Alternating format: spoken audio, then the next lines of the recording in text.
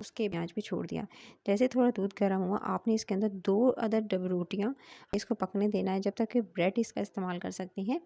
So simple मैंने जो है वो 2 करना है इसको घोलने के लिए।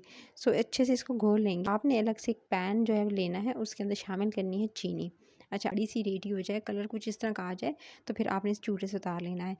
अब आपने क्या करना है, गरम-गरम जो दूध है उसके अंदर आपने दूध के अंदर ये पकेगी, आपको जो है वो बिल्कुल एकदम गायब हो जाएगी चीनी और तो मैंने आधा पैकेट जो है वो ली है क्रीम, और उसको मैंने सिंपली जो है बिल्कुल वैसा नहीं है उसका टेक्सचर और वैसा नहीं, आपने बहुत अच्छे से फेंटना है। बिल्कुल हार्ड जो होती है वैसी आइसक्रीम कुल्फ़ी नहीं जमेगी। सो चटनी नहीं डाल देने, ड्राई कर लीजिएगा, उसके बाद डालिएगा।